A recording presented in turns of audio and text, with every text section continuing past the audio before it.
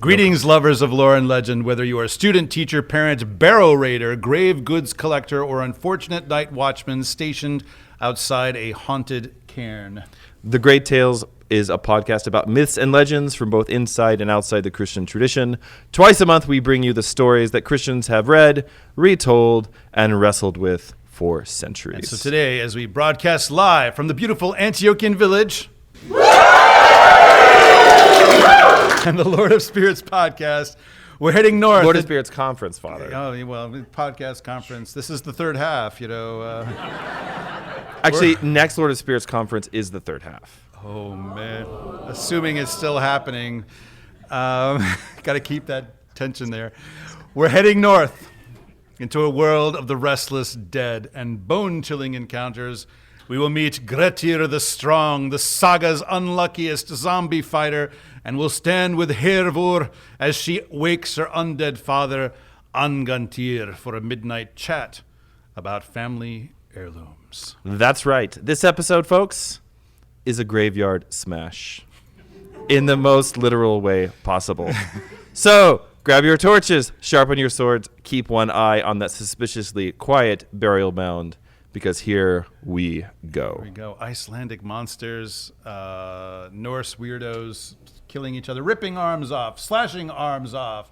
Biting arms off. Biting arms off. A guy who fails to The really good biting story will not be in today's episode, though. I'm saving that for later. It's kind of a bummer there. A guy who fails to keep the nativity fast and basically becomes... Yeah. What does he become exactly? Well, let's talk about it. Okay. So... Always keep that fast. Yeah. Especially if you live in Iceland or something. It's coming up, and I don't want to hear the sort of, it's a more moderate fast. We're going to find out what happens when you don't fast on Christmas Eve, man. So Norse style. All right, so we're going to start with a saga called the Saga of Grettir the Strong, or Greta Saga, sometimes it's called. It's an anonymous work. It's most likely written in the west or northwest of Iceland in the early 14th century. And it is...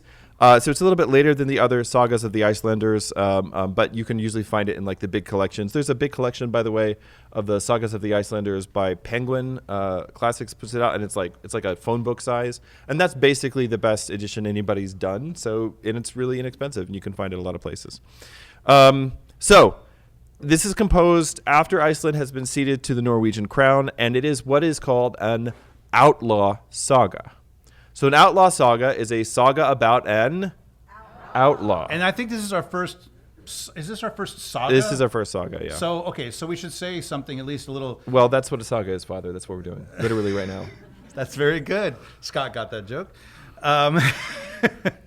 Yeah, so since we're introducing the concept of a saga... Yep. And since basically this podcast, like if you like Father Andrew's Etymology Corner and the Lord of Spirits podcast, especially if you're new to the Great Tales podcast, this podcast is all etymology, all philology, all the time, basically. But it's also my trying to find the grossest monsters. That's true for this to read on one. Camera to watch Father Andrew squirm. That's the other. That's the other goal here. But the word saga is really just a Norse word that means a thing that's sad. The sad thing. So that's what we say, we're going to say what a saga is. By the way, literally, that's what you're epic doing. means too. Yeah, I think that's sad. That's what actually most cultures, their traditional word for a story means the thing that you say. So everything you say is literally epic. I bet you weren't thinking that way. Now you're going to think about how you speak much better, won't you? Yeah, so... Yes. But a saga in this particular case, it basically means a particular kind of story, because the like Old Norse culture, and like Old Germanic culture in general, they have sagas, which are basically in what we consider to be prose, but they also have poetry. They have long form narrative poetry, especially earlier on. They have a very, very highly technical kind of poetry called skaldic poetry, which is just super, super technical. And basically it's the thing you're going for is kind of like, it's kind of like T.S. Eliot in the sense that what you're trying to do is how obscure can you make the illusions and like, can you layer obscure illusions upon illusions and then also make it sound interesting to the ear? That's skaldic poetry. Like if you ever read The Wasteland by T.S. Eliot, that half the text is footnotes. But during the Viking Age, people were not reading a lot of people were not composing a lot of long form narrative poetry by the time of the Viking Age. So the main way that people would tell stories were in what were called sagas, which probably starts as an oral genre, but by the Viking Age, it really is a consciously written like literary genre. And for them, if you grow up in Iceland going to school, you don't read Shakespeare, you read the sagas of the Icelanders, especially the family sagas. Like that's the basis of your education and your culture. So they are repositories of memory. Now there are different kinds of sagas. There are the sagas of kings, which are very often like kind of basically medieval romances that have been translated into Icelandic.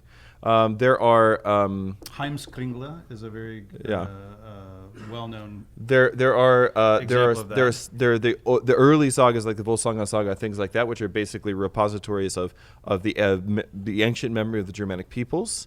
And very often these sagas will also have poetry inside of them, especially the older ones. There are also what are called, and this is what we're talking about today, outlaw sagas. Now, a saga is a saga. Outlaw saga is a saga about an outlaw. What's an outlaw?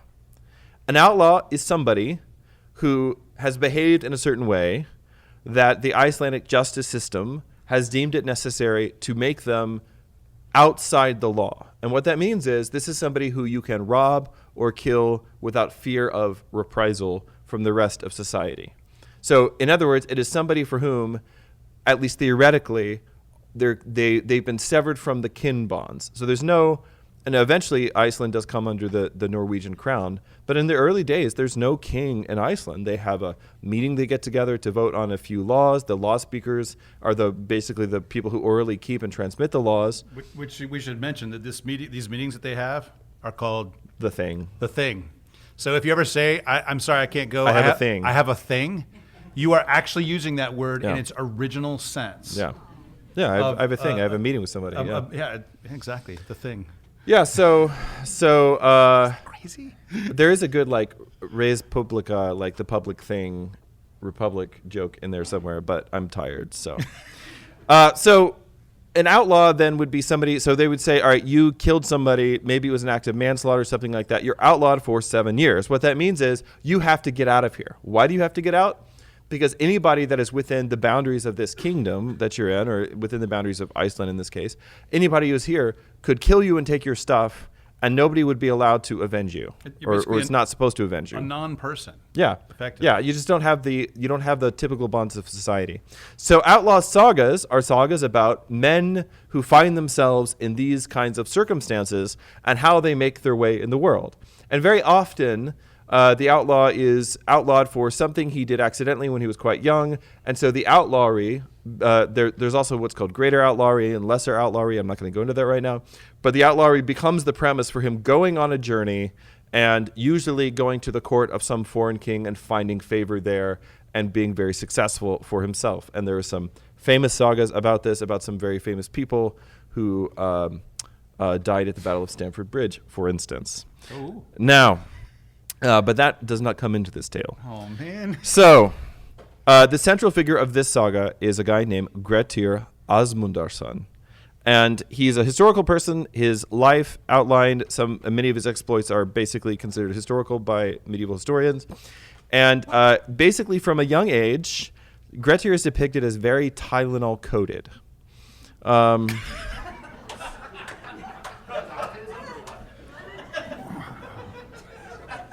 I can't believe you just made that joke.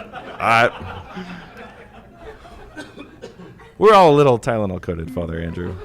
I really didn't expect that to be quite as funny as it was. So no, he was considered unmanageable, antagonistic, not well liked by his father, but his mother was very, very fond of him. And in fact, he sort of had a face only a mother could love. And so, but despite all of this, he was extremely strong. He's very well known for his immense strength and bravery. And it's kind of helpful if you're an outlaw. And his life is basically plagued by what they would consider to be like this pre-Christian idea of bad luck. Or it's not bad luck, it's actually a lack of good luck.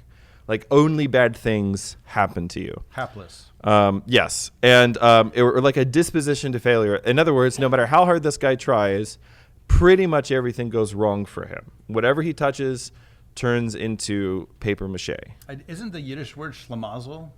Doesn't that basically mean the same idea? Like bad stuff always happens to you. Yeah, I don't know. I don't know. Because, in Laverne and Shirley, everyone knows this word, schlamazel. These are both Yiddish words, actually. Yeah, so just as an example of what kind of guy Grettir was, there's one point he's making this effort to rescue some shipwrecked companions, and it goes wrong, and that's actually what leads to him being outlawed.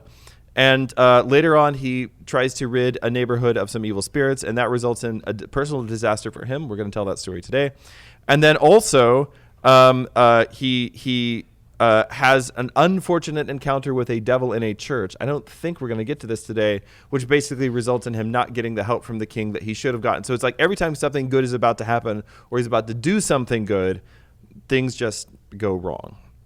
And a big part of Grettir's story involves his encounter with these supernatural beings. And they are known as, in the saga, they're known as the draugar. The draugar. Now, they're basically some combination of like a zombie, a revenant, a troll. They are the spirits of men who have come back from the dead, usually because of some grave sin which they have committed.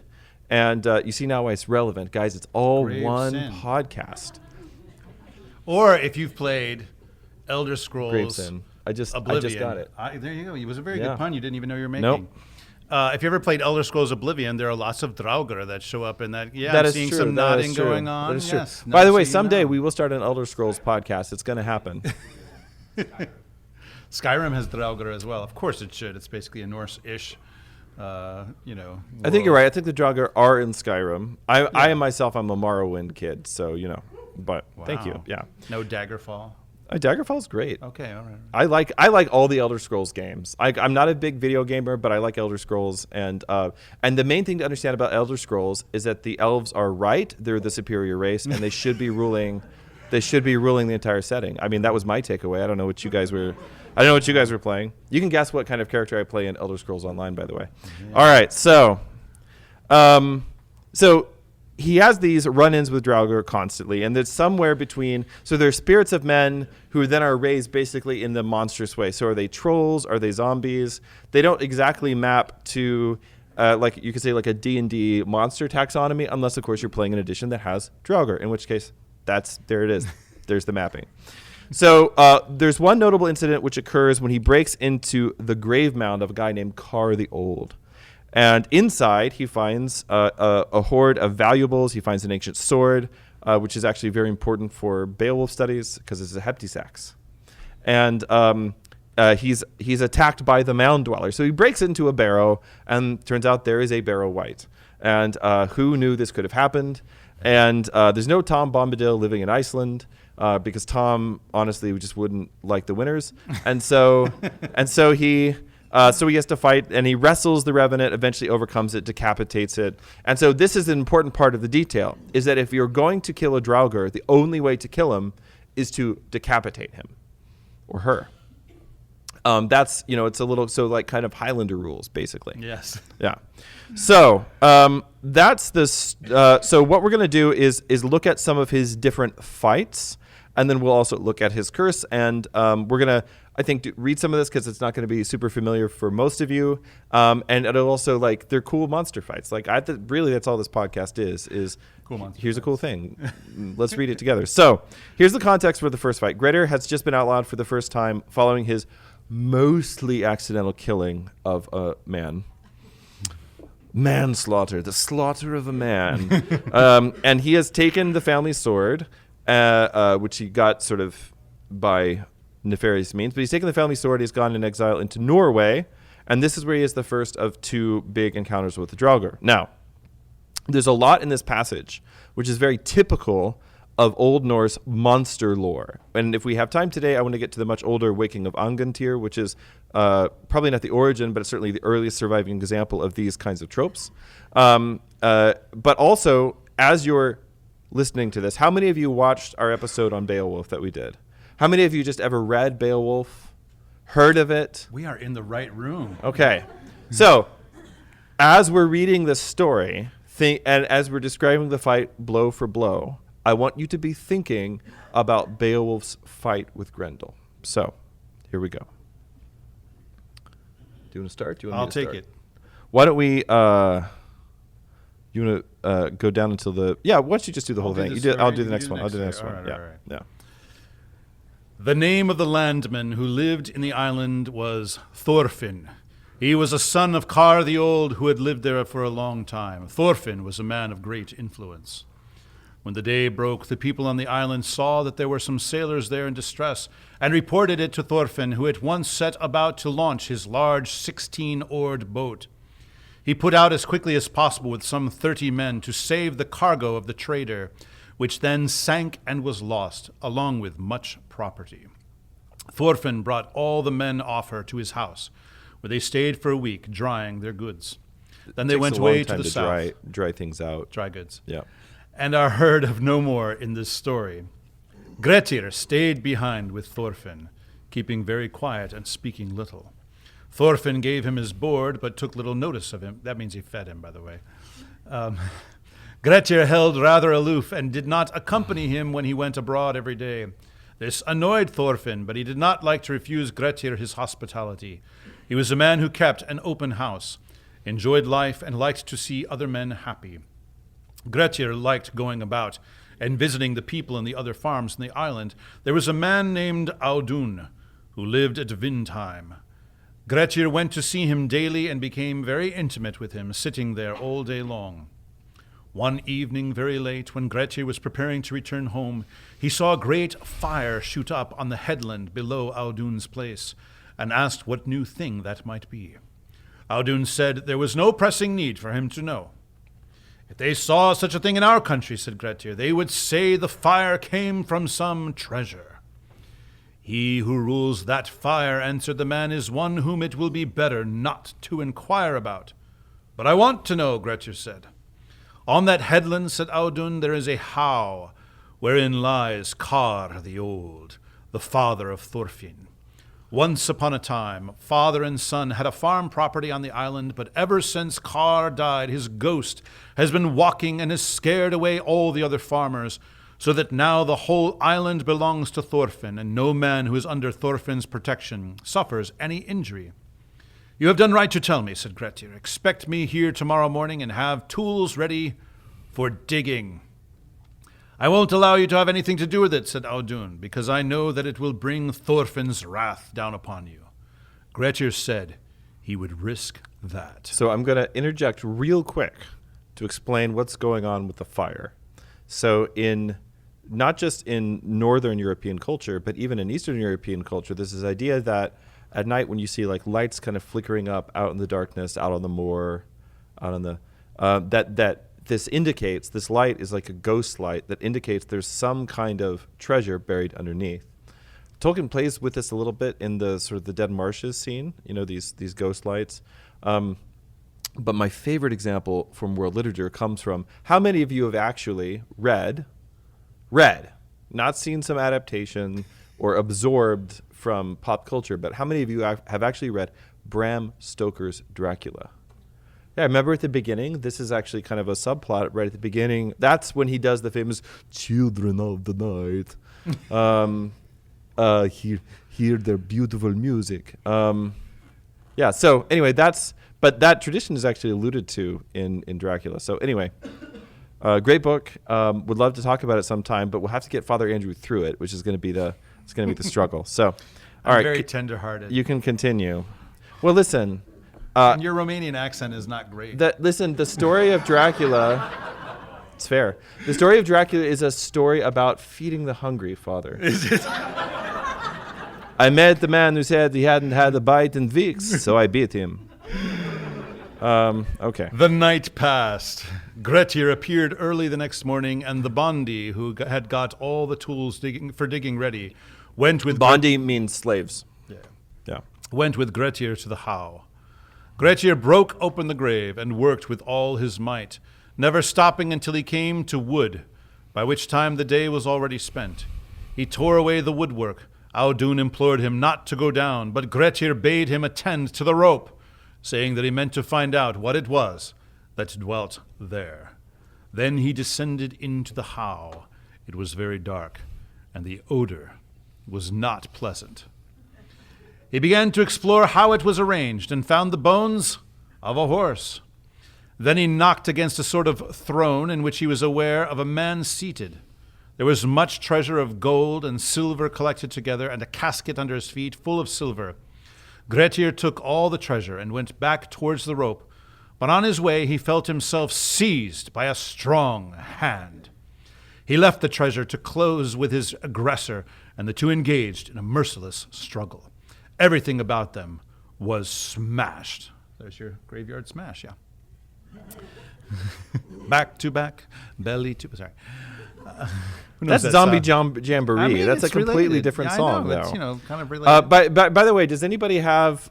Scott's like, why is that the song he knows? Like why is that the pop culture reference he gets? Is anybody older getting? than you. No, me. Why is that? Why is that okay. the one that I get? Oh, Like okay. I don't ever get song references. Is anybody getting the Tolkien any vibes? Yeah, like strong sort of think about the Wight passage. Yeah.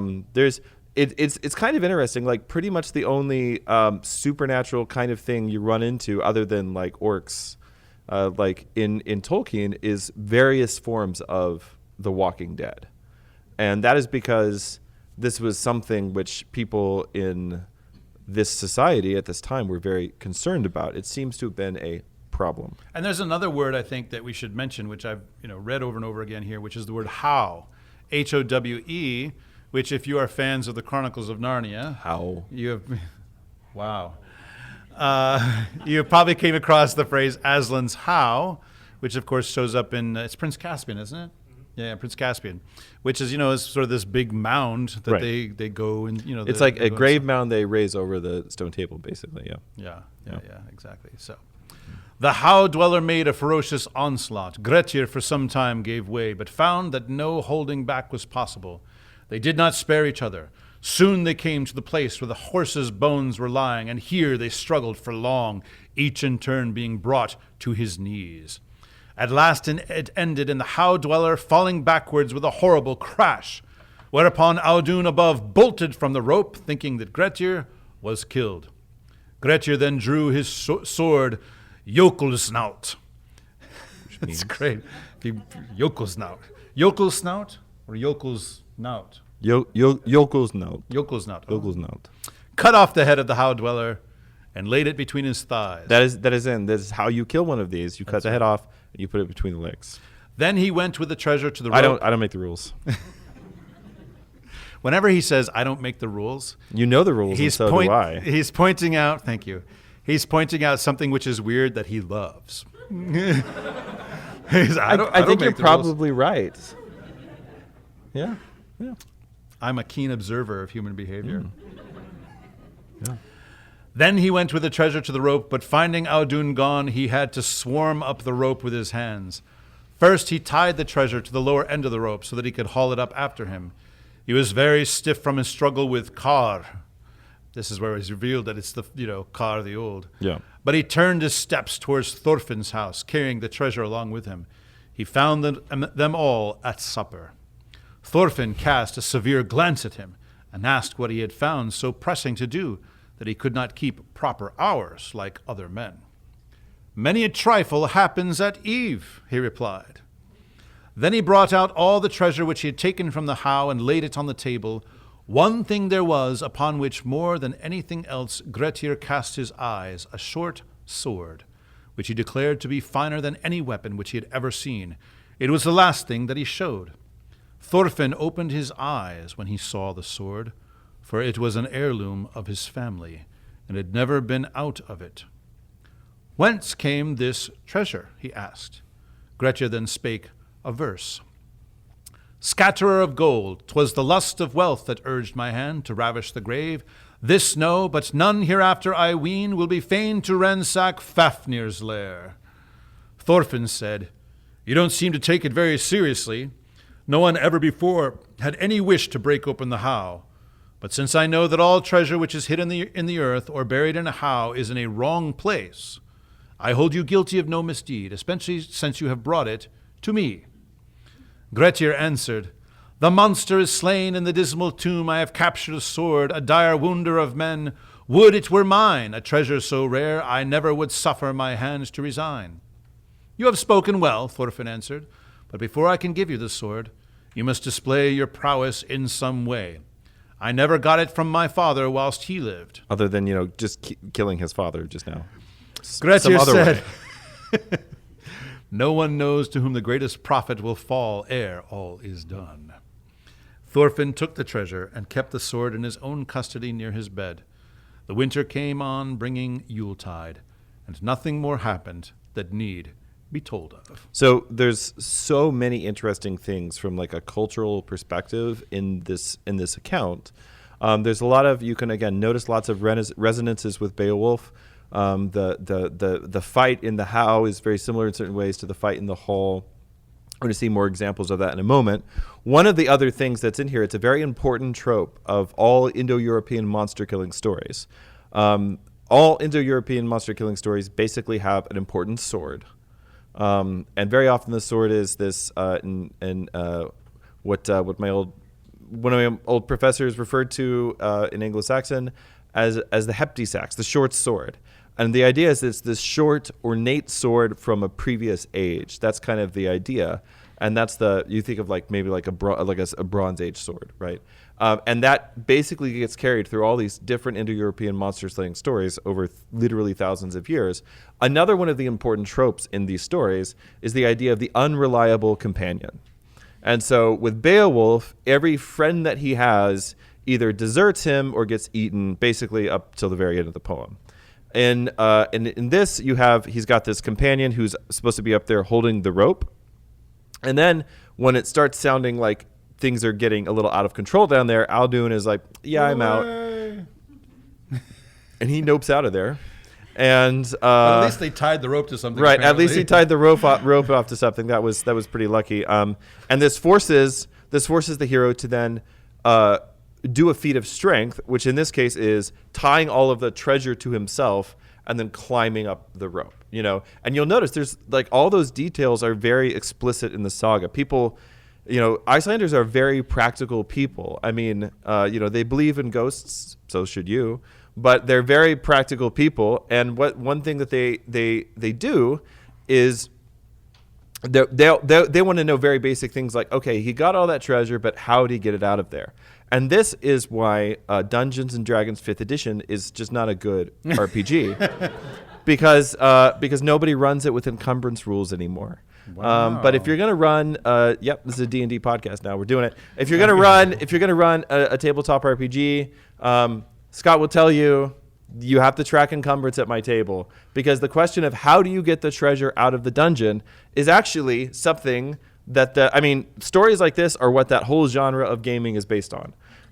He finds a dungeon, in this case a tomb, which is goes down into it, fights a monster, finds some treasure, brings it out. And what does he do with the treasure? Well, he brings the treasure back to his host. What is he doing here? Well, he's repaying his host by returning to him something which should have rightly belonged to him. So notice what the host says. He's initially kind of irritated at him, and he says, "Where'd this come from?" Yeah.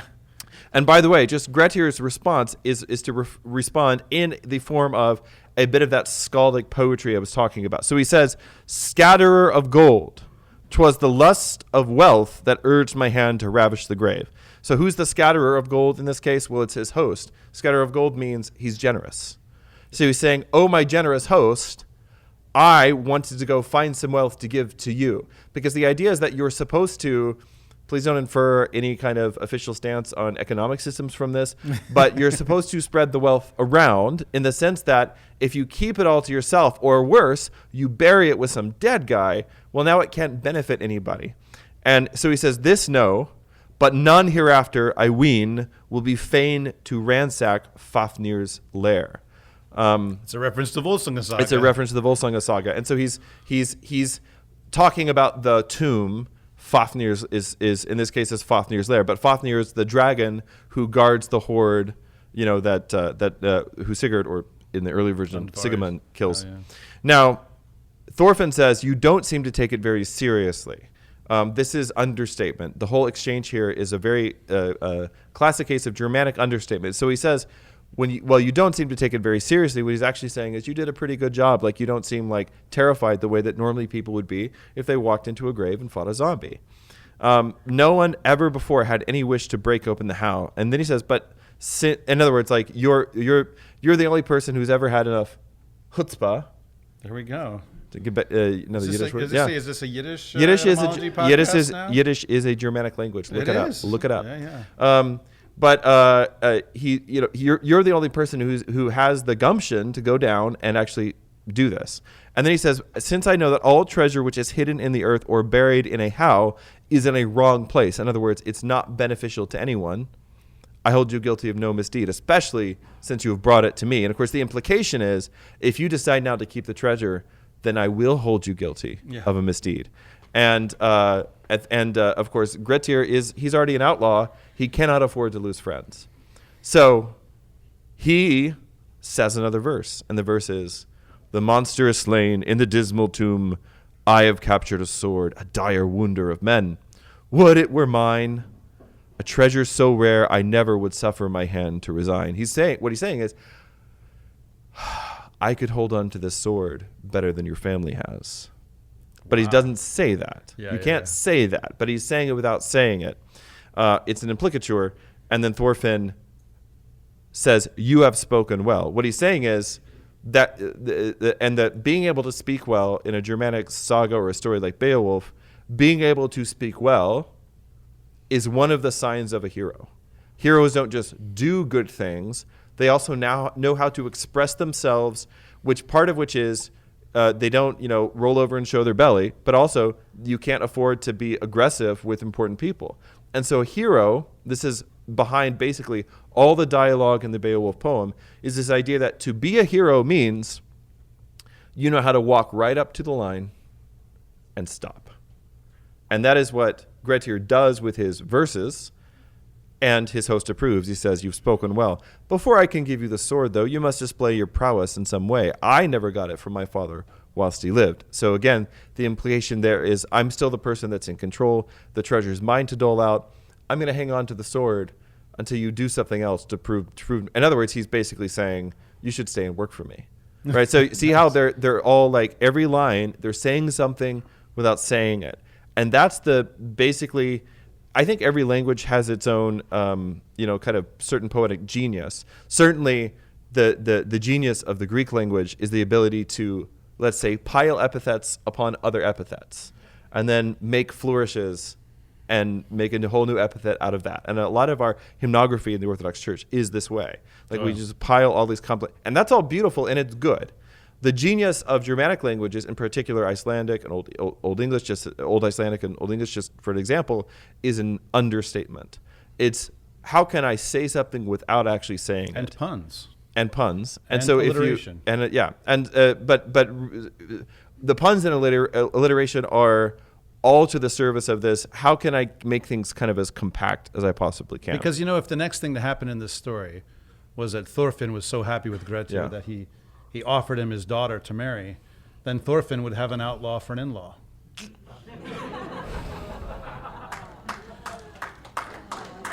Don't clap for that. Come on. Don't clap for that. That's good. So Thorfinn takes this treasure. He keeps it in custody. That was not written in the notes, by the way, I have to say. And it says, the winter came, bringing Yuletide, and nothing more happened that need be told of, which means it is now time to skip along to the next episode. That's right. So the context for this next one, this is Grettir's second draugar fight, and it does not go super great for him, is that there's a guy named Glam. The namesake of glam rock. I do feel like he doesn't seem in the story like somebody who's got the hair for it, But in any case, there's a guy named Glam, and Glam is basically a shepherd, but being a shepherd means more like being a bouncer in medieval Iceland. Well, sure, because you've got to be able the wolves away. You got to keep the wolves away. You got to keep people who want to steal your sheep away. So shepherds are pretty beefy dudes, and basically it's the sort of person who shows up to your farm and says, "Hey, if you'll pay me, I'll watch your sheep tonight." The implication is if you don't pay me, some of your sheep may go missing. Glam is that kind of a guy. Is like, hey, it's a nice flock you got there. Be a real shame. Somebody ran off with a couple of your sheep. Your Italian Icelandic accent also leaves something to be desired. That's exactly how they sounded. I'm a philologist. You have to. Scott's nodding over here. That's exactly. By how the they way, I think it's probably worth mentioning, because we haven't dived deep into Icelandic stuff yet on this podcast, is that most of the literature that we have related to Norse myth and saga and so forth, like we think of the Norse as being Denmark and Sweden, which they are. But most of this literature comes from Iceland. Or written by Icelanders who were living in Norway and writing for the Norwegian king. Yeah. Right. Yeah. I mean, certainly the family sagas are all basically written in Iceland about Icelanders. And if you learn modern Icelandic, you basically can read Old Norse. Basically. Not perfectly, but basically. So, get to it. All right, so the context here, there's a guy named Glam, and he has been hired to protect a local landowner's herds from an evil spirit or a ghost that has been sort of eating them. It's actually more like sort of like vampirically draining their blood. And Glam seems to handle it. You'll see what I mean in a moment. But after but in the course of all of this, he refuses to keep the Christmas Eve fast, which was for them, as it is for you, a strict day of fasting. And as a result, he dies a really horrible death at the hands of the ghost. Well, what happens if you are murdered by a ghost while refusing to keep the fast of our Lord's nativity? Nothing good. You rise as a draugar. And eventually Grettir, and so he starts terrorizing the countryside, and eventually Grettir, on a visit, decides to go and deal with this problem. Now think again about Beowulf as I'm reading this to you, and especially about the hall fight with Grendel. So Grettir rode to Thorhallstad, where he was welcomed by the bondi. He asked Grettir whither he was bound, and Grettir said he wished to spend the night there if the bondi permitted. Thorhall said he would indeed be thankful to him for staying there. Few, he said, think it a gain to stay here for any time. You must have heard tell of the trouble that is here. And I do not want you to be inconvenienced on my account. Even if you escape unhurt yourself, I know for certain that you will lose your horse, for no one can keep his beast in safety who comes here.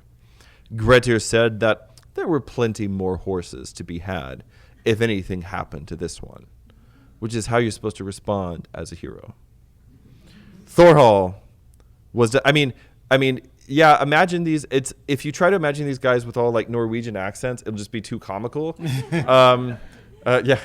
But if you imagine them all instead, like just imagine it's a Western. Like imagine Grettir is played by Clint Eastwood. Like, and that's the delivery the line should have. There's plenty more horses. In my head, he's John Wayne. No. Okay, I want to see a show of hands right now. John Wayne or Clint Eastwood? Who's for John Wayne for Grettir in the movie version? Wow, you guys don't agree with me. Who's for Clint Eastwood? There we go. John Wayne's not tall enough. You win. But he's the original, I don't know. I love John Wayne. Yeah. I love John Wayne more than anyone in this room. I'll put $5 on that. Either he will not keep quiet much longer, or you remain so for one night. Is my John Wayne's okay? It's not great, but it's okay. I think my Italian Icelandic is better. That's really me doing Robin Williams doing John Wayne. I see. In Dead Poets Society. I see, yeah. But anyway, you should imagine basically when you're reading the sagas of the Icelanders, there is a direct connection, like just historically, culturally, etc., between the sagas and that culture and the American frontier. So when you're reading a saga, just imagine a Western, and you'll be right in the right genre. And in fact, you could easily take a saga, make it a Western, nobody would notice because it would just work. It would just work. So, but there would be ghosts and stuff, and that would be cooler. So, Thorhall was delighted at Grettir's wishing to remain and received him with both hands. Grettir's horse was placed securely under lock and key. What do you think is going to happen to the horse? And they both went to bed, and the night passed without Glam showing himself. Your being here has already done some good, said Thorhall. Glam has always been in the habit of riding on the roof. We're breaking open the doors every night, as you can see from the marks. Then Grettir said, either he will not keep quiet much longer, or he will remain so more than one night. I will stay here another night and see what happens. Yes, actually, Grettir, those are the only two options. Either something will happen or something won't happen, and you did not have to actually say that part out loud. So, then they went to Grettir's horse, and they found it had not been touched. Horsey's okay. The Bondi thought that it all pointed to the same thing. Grettir stayed a second night, and again the thrall did not appear. The Bondi became hopeful and went out to see his horse. And there he found the stable open, the horse dragged outside, and every bone in his body broken. Yeah. This is like, speaking of John Wayne, it's like when they killed the dog in Big Jake. Okay, it's not good. Don't do that.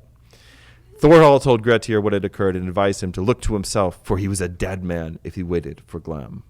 Grettir answered, I must not have less for my horse than a sight of the thrall. It's like, well, now that guy owes me a horse.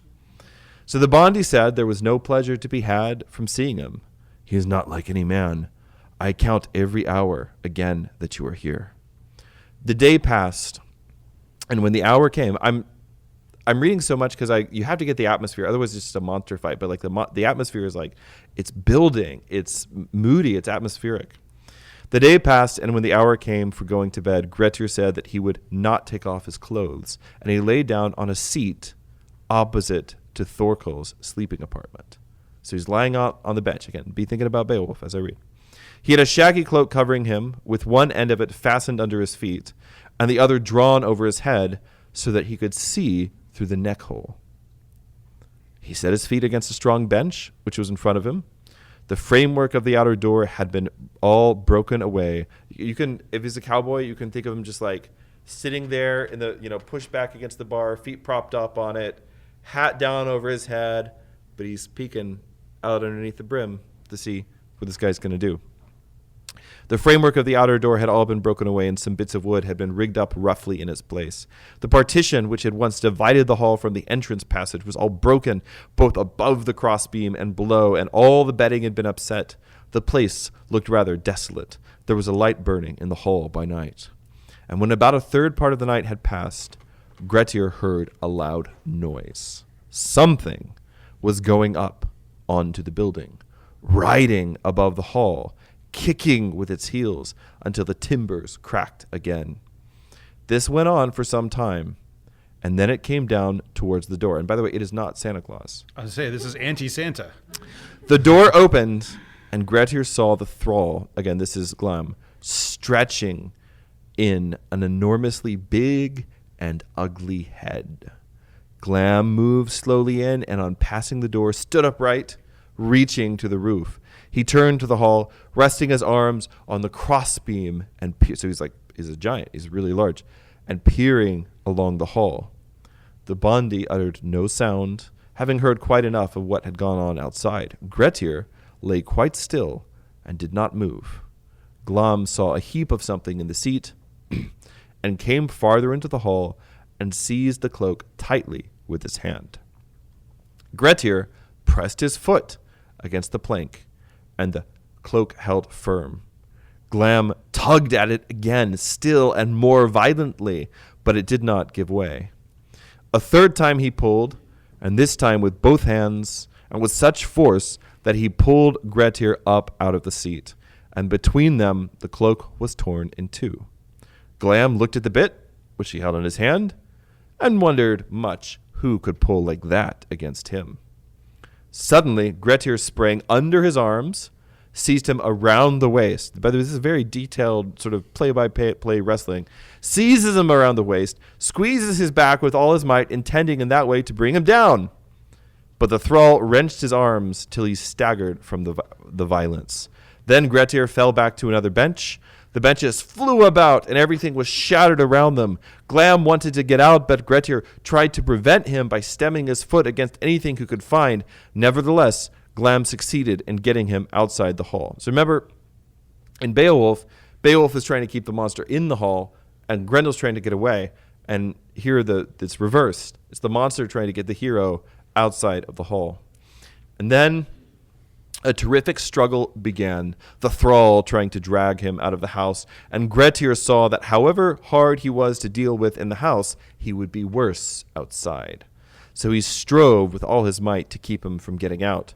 Then Glam made a desperate effort and gripped Grettir tightly towards him, forcing him to the porch. Grettir saw that he could not put up any resistance, and with a sudden movement, he dashed into the thrall's arms and set both his feet against a stone which was fastened to the ground at the door. For that, Glam was not prepared, since he had been tugging to drag Grettir towards him, and he reeled backwards, tumbled hind foremost out the door, tearing away the lintel with his shoulder and shattering the roof, the rafters, and the frozen thatch. Head over heels, he fell out of the house, and Grettir fell on top of him. The moon was shining very brightly outside, with light clouds passing over it and hiding it now and then. And at the very moment when Glam felt the moon shone forth, and Glam turned his eyes up towards it, Grettir himself has related that sight was the only one which ever made him tremble. What with fatigue and all else that he had endured, when he saw the horrible rolling of Glam's eyes, his heart sank so utterly that he had not the strength to draw his sword, but lay there well nigh betwixt life and death. Glam possessed much more malignant power than most fiends, for now he spoke on this wise. You have expended much energy, Grettir, in your search for me, nor is it to be wondered at that you should have little joy thereof. And now I tell you that you shall possess only half the strength and firmness of your heart that were decreed to you if you had not striven with me. The might which was yours till now I am not able to take away, but it is in my power to ordain that never shall you grow stronger than you are now. Nevertheless, your might is sufficient, as many shall find to their cost. Hitherto you have earned fame through your deeds, but henceforward there shall fall upon you exile and battle. Your deeds shall turn to evil, and your guardian spirit shall forsake you. You will be outlawed, and your lot shall be to ever dwell alone. And this I lay upon you, that these eyes of mine shall be ever before your vision. You will find it hard to live alone, and at last it shall drag you to death. When the thrall had spoken, the faintness which had come over Grettir left him. He drew out his short sword, cut off Glam's head, and laid it between his thighs. Then the Bondi came out, having put on his clothes while Glam was speaking, but he did not venture to come near until he was dead. Thorhall praised God and thanked Grettir warmly for having laid this unclean spirit to rest. Then they set to work and burned Glam to cold cinders. So once you cut off the head, then you have to burn the body. Bound the ashes in a skin and buried them in a place far from the haunts of man or beast. So there's your full instructions, in case it comes up. Then they went home, the day having nearly broken. So the effect in Old Norse, the effect of what happens when he's there and he sees Glam's eyes like shining in the moonlight and sees sort of the madness in the monster's eyes, the effect that it has on him, this is called in Old Norse, it's called Glam's eyes. And it is what they would say in Iceland if somebody was afraid of the dark. Because what will happen to Grettir over the course of the saga is that he is now afraid of the dark, which is a huge problem when your whole shtick is, I go into dark places and kill monsters for a living. Yeah, I mean, and the other thing, I mean, correct me if I'm wrong here, this Glam is etymologically related to glamour, right? Maybe. I'm not sure. I don't think so. I mean, I do know that glamour, it's probably going to be in the background of someone reading this, even if they're not etymologically connected. But I mean, there's references, for instance, to glamoured gold in a lot of Norse literature. And, we think of glamour as, like, you go down to glamour shots and they take a really cheesy photograph of you with a lot of makeup and stuff. You don't have to, it's okay to have done that in your life. We've all done things we're ashamed of. Not me. If somebody could send me Father Andrew's glamour shots That's right. for my personal research, I would Olin really Mills appreciate all the it. way, baby. I would really appreciate it.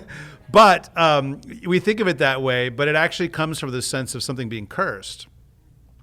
glamored gold is gold, like Envaris gold in Volsunga Saga. I really want to do Volsunga Saga soon. It's glamored gold. It has a curse placed upon it. You get involved with that, you're going to, attract the curse as well. And I think at least like in this case, whether there's an etymological connection or not with this name glam,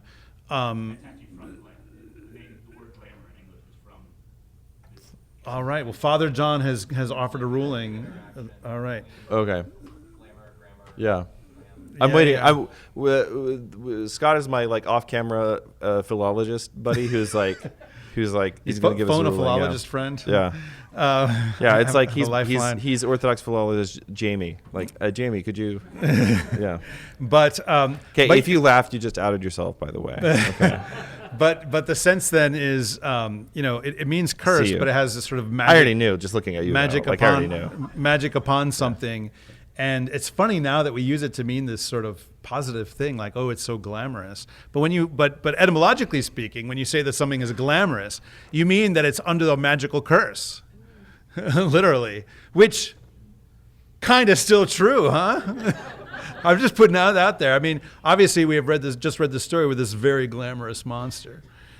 But it's interesting to me. Like one of the themes here, I would say, is like, why is it? So you'd think like in a normal story, the hero killing a monster should not result in him being cursed for life.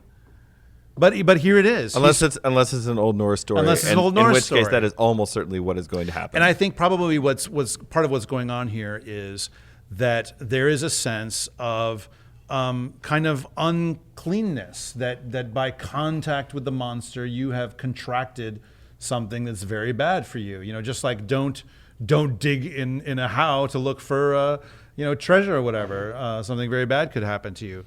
But yeah, so it's interesting. There's often this sense of obviously we're going to end up mentioning Tolkien a lot when we talk about Germanic literature. But there's often a sense of like, look, everything is not happily ever after. It might be ever after. It might be kind of better in some ways, but it's not happily ever after. Like the answer to when Sam says to Gandalf at the end of Lord of the Rings, towards the end of Lord of the Rings, is everything sad going to come untrue? The answer to that question is, no, it's not. The people who have died are dead. The people, Frodo is permanently wounded. He has to leave ultimately. And I think the sense of that you don't get through life without some scars. It doesn't all wrap up nicely in the end. And I actually like that for a lot of reasons. And the biggest reason that I like that is I think it's very relatable, right?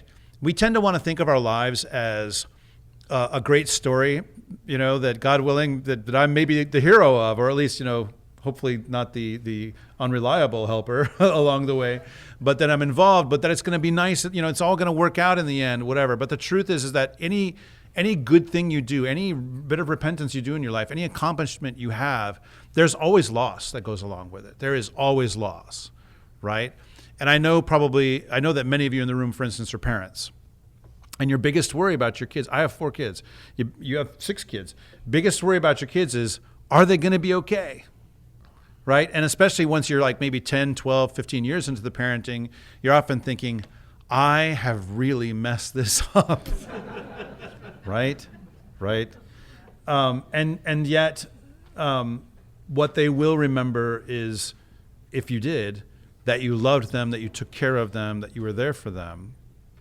And yes, we're all going to be in some form of recovery for all of our lives because of childhood. And that's just the way that it is. But I think that what Norse literature tells us is, yes, sometimes you do slay the beast because the beast has to be slain, but you're not going to walk out of that unscathed. Unscathed, that's a good Norse word, right? Yeah. Almost any SC word in English that you pronounce sk comes from Old Norse, almost all of them. And one of the great names isn't Skatha the worm, one of Tolkien's dragons. Mm-hmm. Yes. So I mean that's one. I mean it's funny. Like you read this, and you might think, wow, this is so dark and depressing, and it is. But I think that you remember that these sagas are written down by Christians. These sagas are written down by Christians, fundamentally a people of hope, because that's what Christians are, fundamentally a people of hope. And so, you can be a person of hope, but you're still going to come out with scars and all that kind of stuff on the other end, which ultimately gets transfigured and becomes life-giving and healing, just as, if I may say so, our Lord himself came through the crucifixion and even the resurrection with wounds visible to his disciples, to the world, and so forth. So there's something about the way these stories are told that actually I think is deeply Christian and not just, oh, look at that awful pagan stuff. This is not written by a pagan. We have no Norse literature written by pagans. The story, it's basically a contemporary saga in the sense that it's written after the conversion. Everyone in the story is a Christian. That's right. That's why it's a big deal that that Glam doesn't keep the nativity fast. And certainly, if there is an etymological connection, obviously Glam's name is just the word gleam. Like, that's what it means, a gleaming, shining. And his eyes, and that's the important moment there is when he sees his eyes. When you kill the monster, don't make eye contact. It's really important. I've made that mistake a lot of times. Happens to Turin. It's a big problem. Don't make eye contact with dragons. Happened to Sigurd. Happens to other kind of famous heroes, especially in the Norse tradition. When you kill a monster, don't make eye contact. Just look away. Use a mirror if you have to. This is why, by the way, like in those old editions, of D&D, that's why there's a little small hand mirror on the list of starting equipment that you can buy. It's for two things. It's to look around corners in dungeons, and it's also to, in case you find, end up fighting something that can paralyze you on sight. So. And always, always, always stab dragons from below. Stab dragons from below. Don't split the party. You must gather your party before venturing forth. All those things. Yeah. All right. So we're gonna get to fans out there. What's our time? We're at 2:30. So out of. So we basically have to wrap up at about 3. 3. Yeah. Okay. So we're gonna do one more. We won't do Waking of Angantyr this time, but that's okay because I want to do a bigger thing on it later anyway. So we'll just save it for next time. All right. In that case, let's do the final battle, and it's one of the final monster fights in Grettir Saga, and the reason that I chose it is, of course, because it is a fight with a giant, and this is Lord of Spirits, and it's just seemed like, where were we going to end your weekend but here? So, context here is that Grettir, who is staying under the name Gest, G-E-S-T, which means what it sounds like. So he shows up at this guy's house, and he doesn't want to give his real name. And so he says, "Hey, what's your name?" And you say, "My name is Guest." "Oh, we have Guest staying with us." "I know, but what's his name?" "No, that's his name, his Guest." "What's on second?" "I don't know, is on third." Yes, right. So under the name of Guest, he's staying at a settlement that is plagued by ghosts and trolls and giants. Once again, and you'll note here's some parallels to Beowulf as we read, especially to the second monster fight, the fight with Grendel's mother. Some interesting parallels in this story. So. Here we go. We return now to tale of Guest. Towards midnight, he heard a loud noise outside, and very soon there walked a huge troll wife into the room. She carried a trough in one hand and a rather large hepti-sax in the other. Is that short sword again? She looked round the room as she entered, and on seeing Guest lying there, she rushed at him. He started up and attacked her furiously. They fought long together, but she was the stronger. But he evaded her skillfully. Everything near them and the paneling of the back wall were broken to pieces. It's interesting how all these fights include a lot of destruction of property. But that's one of the details in the Beowulf poem, is the yeah. idea that basically only the hall itself is left standing, but all the things inside the hall are smashed to bits. That's right. It's not really a toddler-proof. Just depends on the size and strength of your toddler. That's correct. She dragged him through the hall door out to the porch where he resisted vigorously. She wanted to drag him out of the house. But before that was done, they had broken up all the fittings of the outer door and borne them away on their shoulders. Then she strove to get to the river and among the rocks. Guest was terribly fatigued, but there was no choice but either to brace himself or to be dragged down to the rocks. Did you see the second to last Mission Impossible movie? I cannot even remember how many there have been. in the second to last one, there's a scene. I think it's when like that train is going off the side of the cliff. Anybody know what I'm talking about?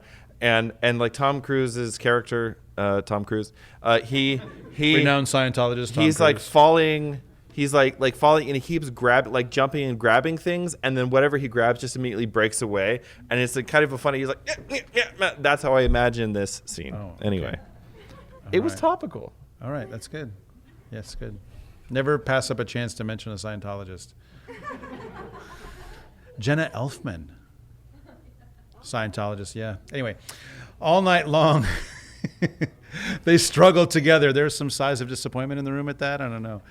All night long they struggled together, and he thought he had never met with such a monster for strength. She gripped him so tightly to herself that he could do nothing with either hand but cling to her waist.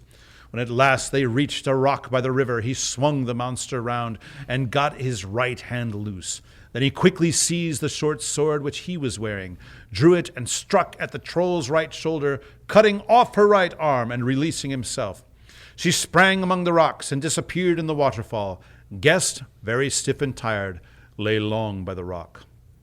At daylight, he went home and lay down on his bed, blue and swollen all over. When the lady of the house came home, she found the place rather in disorder. She went to Guest and asked him what had happened and why everything was broken to pieces. He told her everything just as it had happened. She thought it a matter of great moment and asked him who he was.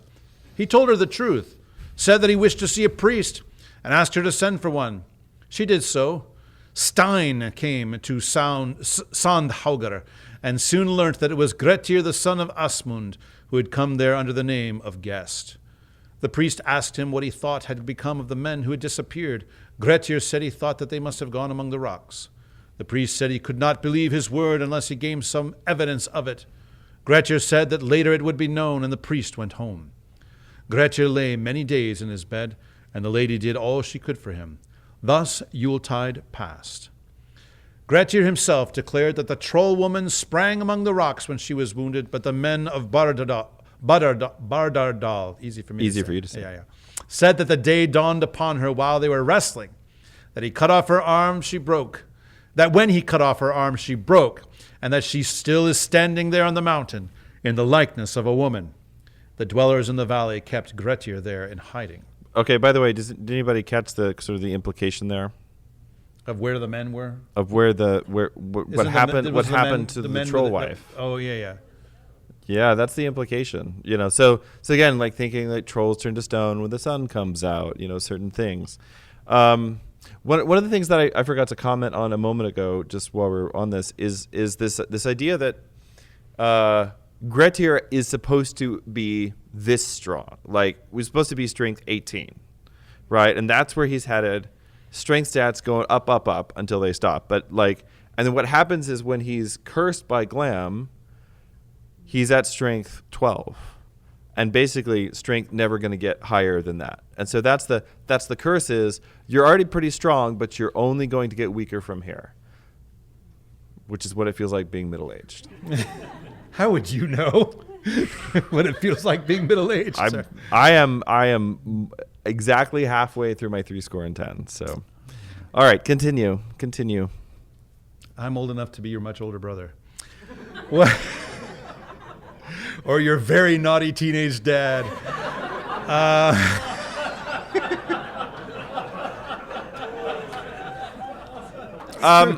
Ancient Phase Staff, this is an unsafe work environment. Could you... I left my Gen X card back at my studio. Otherwise, I'd flash it to the camera. We already know. It's okay. Yeah, okay. So you have mentioned. That's right. Once or twice. Gen Xers, CrossFitters, yes. and vegans. Oh, my gosh. You always know when they come in the room because they immediately tell you. That's right. One day that winter after Yule, Grettir went to Eyjardalsa and met the priest, to whom he said, "I see, priest, that you have little belief in what I say. Now, I wish you to come with me to the river and to see what probability there is in it."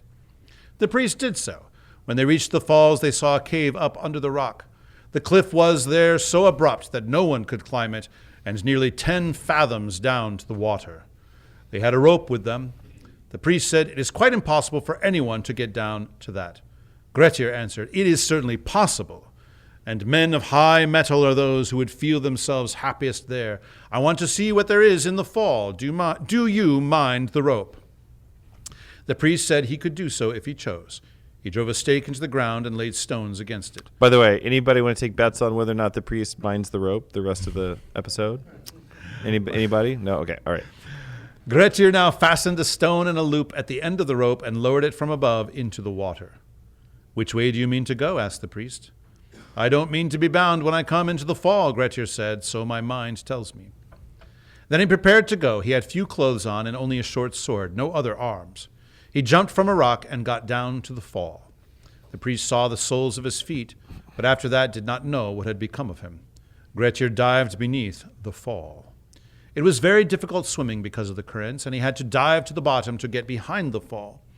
There was a rock where he came up, and a great cave under the fall in front of which the water poured.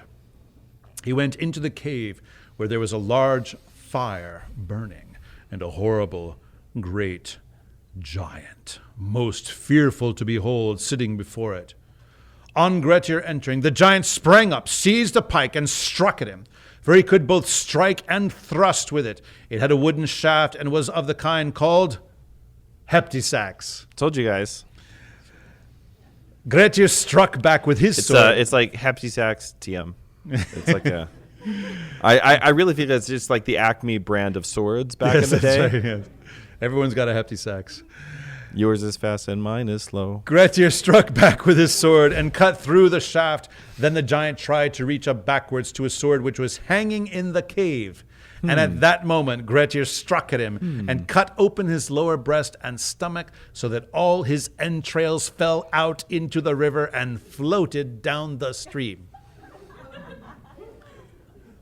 The priest was that gross enough for you? Do we need? No, that was great. Okay, all right. I'm good. Yeah. I'm finding the line. The next few episodes are going to be fun. Oh, man. The priest who was sitting by the rope saw some debris being carried down, all covered with blood, and lost his head, making sure that Grettir was killed. He left the rope and ran off home, where he arrived in the evening and told them for certain that Grettir was dead, and said it was a great misfortune to them to have lost such a man. Grettir struck few more blows at the giant before he was dead.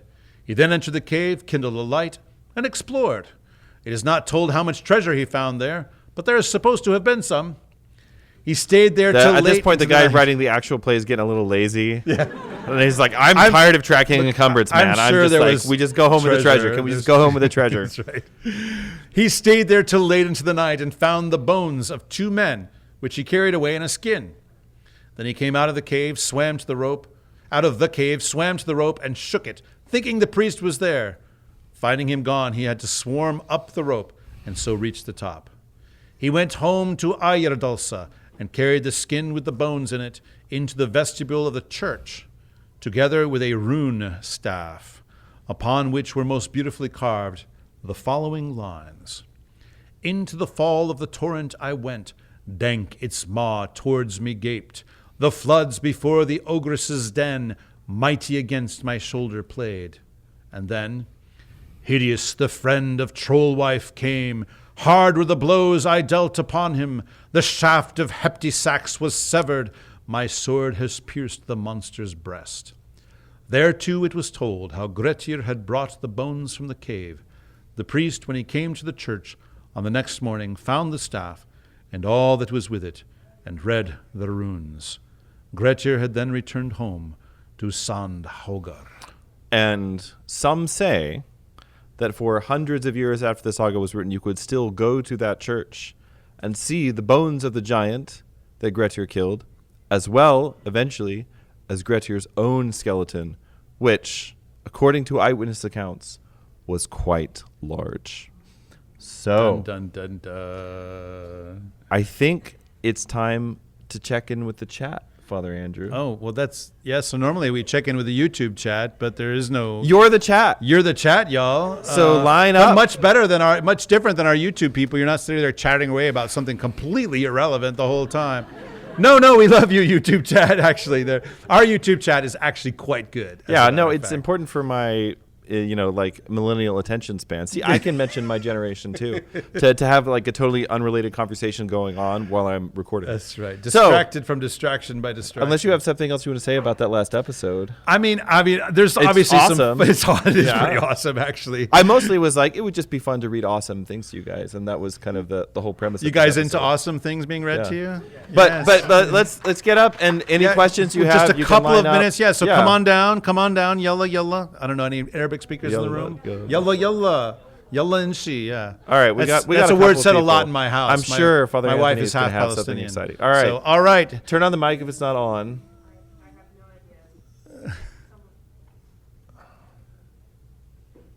There we go. There we go. All right. There we go.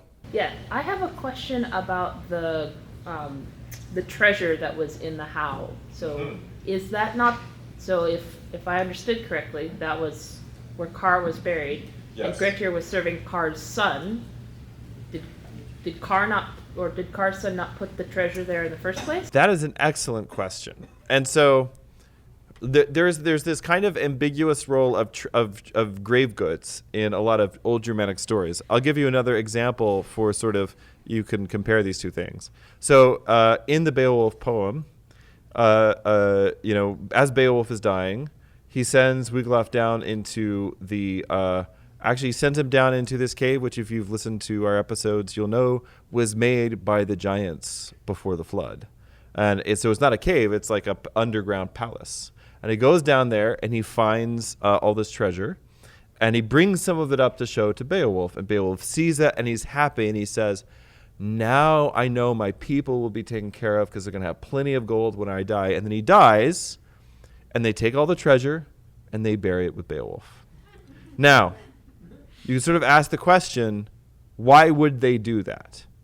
There are a couple of reasons why you might do this. Now, the first reason would be if you, as a very greedy man, and this does happen in Icelandic sagas, leave in your will, I want these things buried with me. People kind of have to respect that, but you're basically stealing from your offspring. Now, they're not pagans, so they don't believe that he's taking these treasures to the afterlife anymore. But the idea is this is the idea that when you bury gold with somebody, it's no good to anybody. It's in a bad place. You actually shouldn't do that. That's not what money's for, right?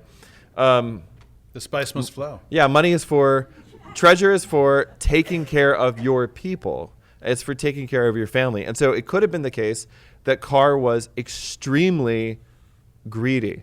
And that is probably why he ends up being a monster. That's not a normal thing.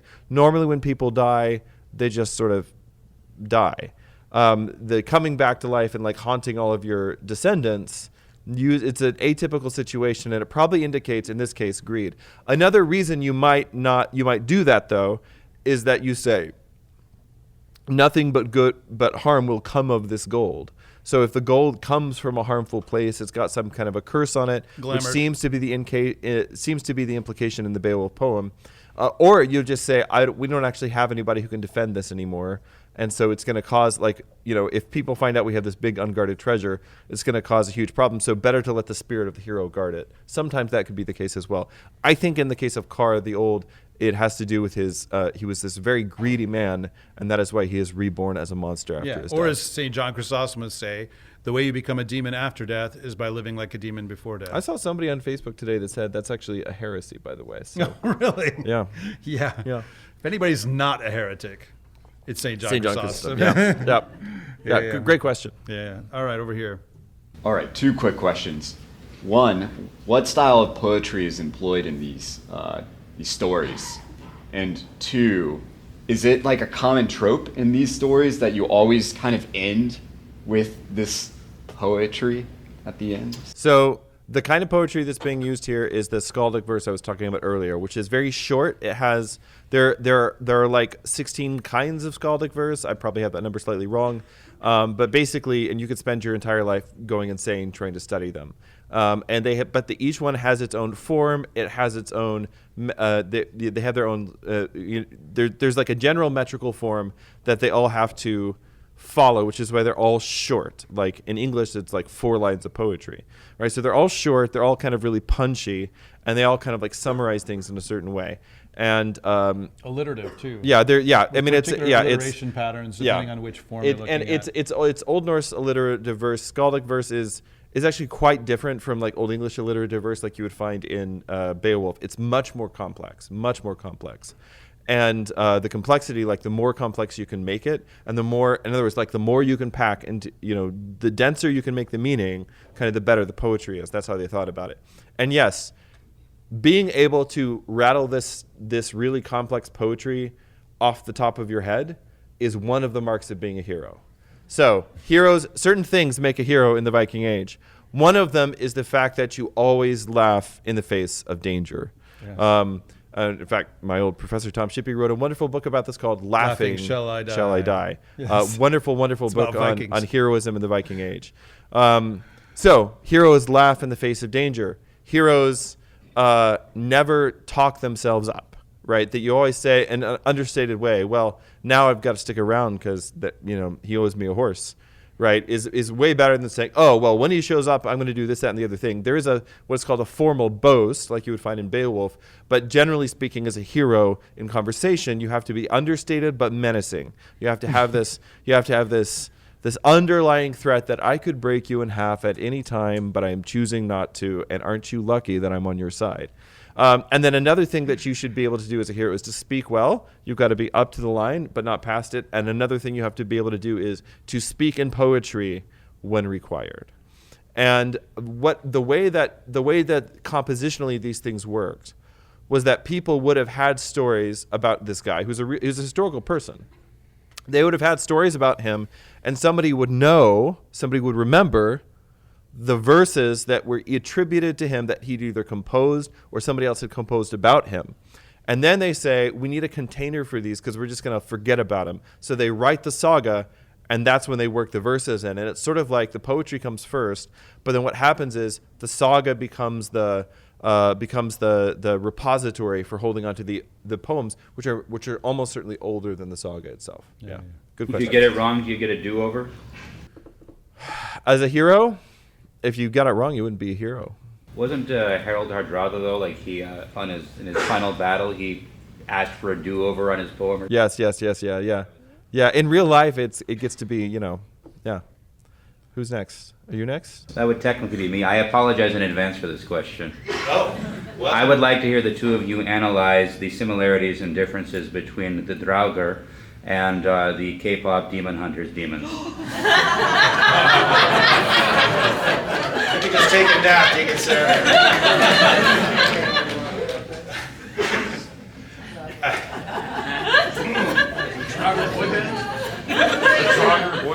Okay, well, sit back. You have 6 minutes. I have 6 minutes.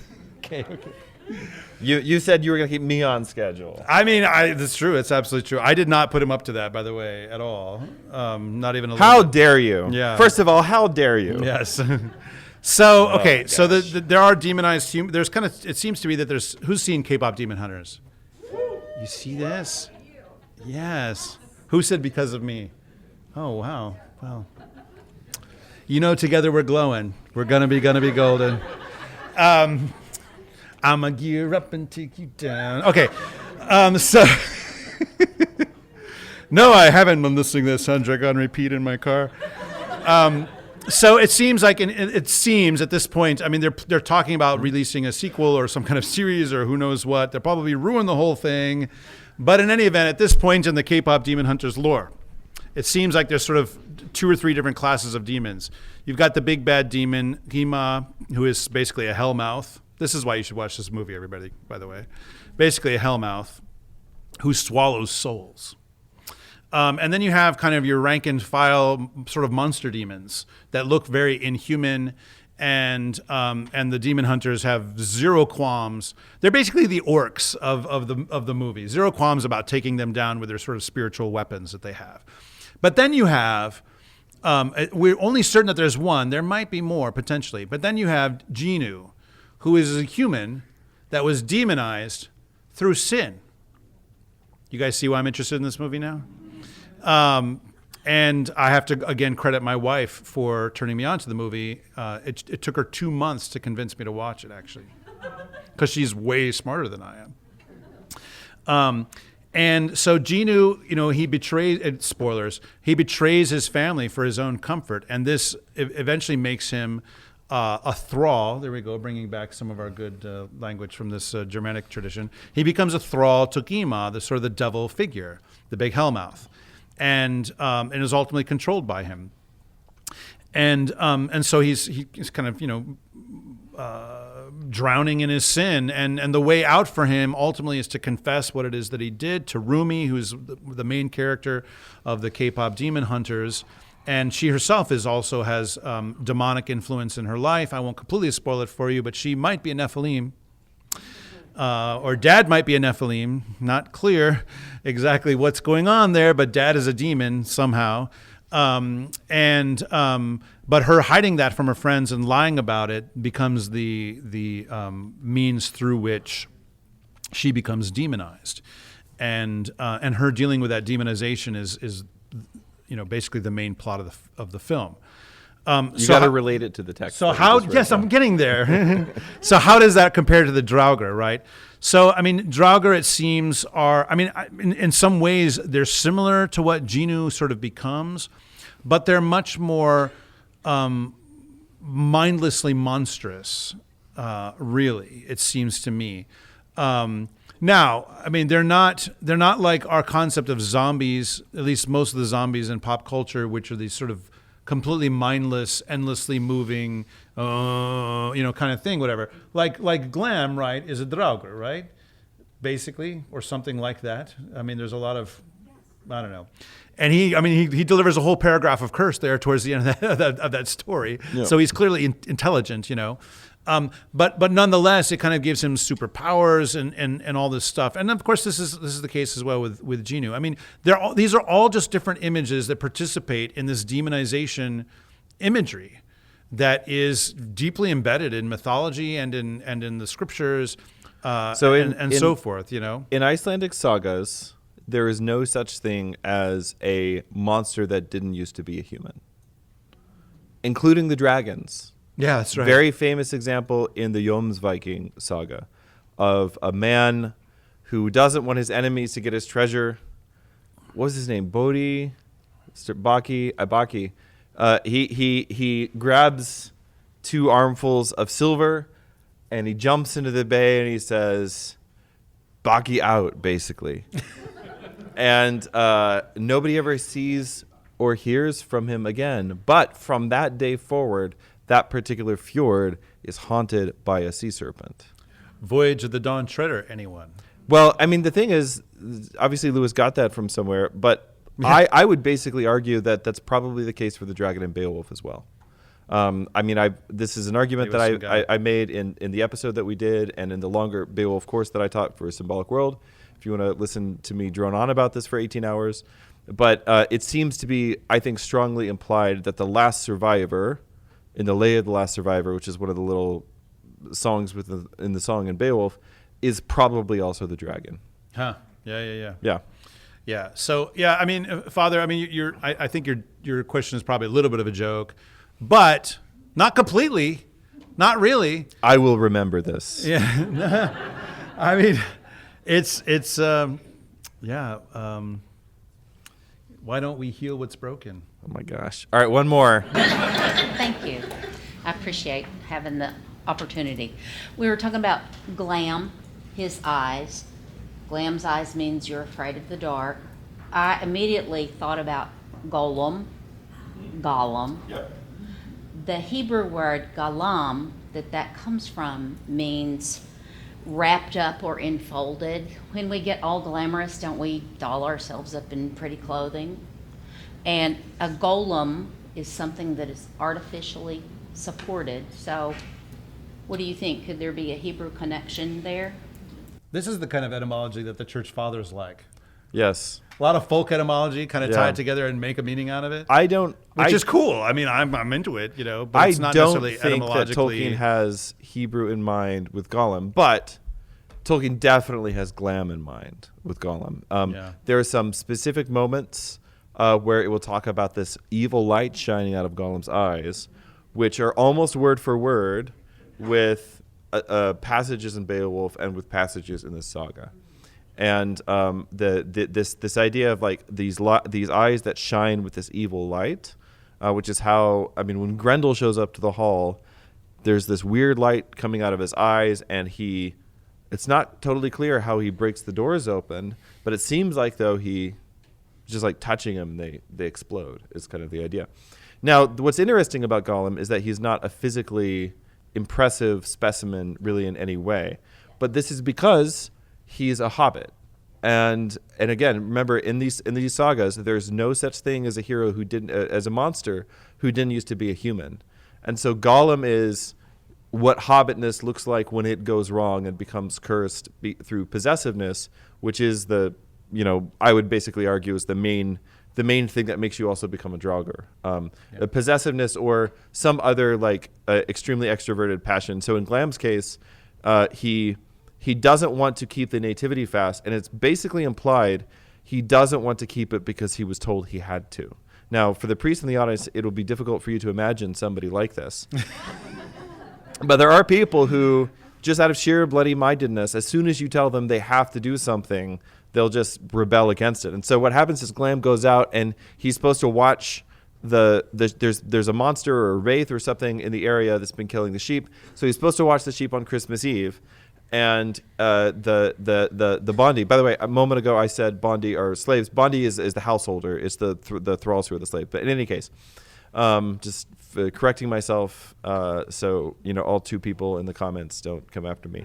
But what he does is he basically said, all right, yeah, sure, I'll watch your sheep over Christmas, and then the Bondi, the householder, says, I'll send somebody out to you with anything that you want to eat or drink, but just keep in mind it's the fast, so the options are limited. And he says, basically, Glam eats when Glam wants to eat. And so he has some meat brought out. And then he fights and kills the spirit. Basically, nobody sees what happens. They show up the next day, and he's been brutally murdered, but the spirit never comes back. So is he possessed by the previous spirit? Did he sort of replace him? What's going on there? Don't know. Very spooky. Yeah, super creepy. Yeah. Super, super creepy. So as a clarification, is it possible, nobody hurt me, please, is it possible that Tolkien used Gollum without knowing Glam and the root word back to Galam in Hebrew? I don't think that Glam is related to Galam in Hebrew. Yeah, Hebrew is a Semitic language. Yeah. So that's a completely different language family than Indo-European. Yeah. But they mean the same thing. I mean, So we call a false friend. So Glam etymology. Glam originally means gleam, as in shining, right? So gleaming and gleam and glam are just the same word, with a different vowel shift, but they're the same word. So it originally means to gleam. I would say the etymology that this is related to glamour is a little doubtful. There's the usual etymology for glamour is that it's like a misspelling or it's a different pronunciation for gramarye. Gramarye, which is related to the word grammar and is an old Scottish word for magic. So Grammar is magic. anyway, yeah, grammar is magic. Just like friendship is magic. So guys, no math, no grammar. I hope we just really settled that today. Especially if you want to be a priest. Yeah. Exactly. Well, thank you very much, live audience,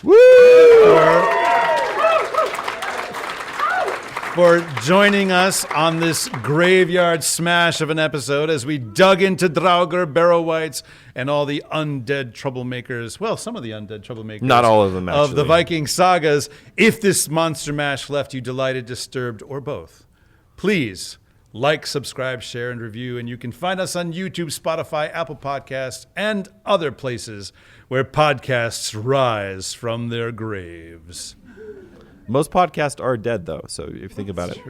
If you're watching this on YouTube, make sure you click the little bells so you get notified every time we release a new episode. Every time the bell rings, I get to feed my children twice a month, every month. Next time... Yeah, that was for the new episodes, but it was ambiguous. Yeah.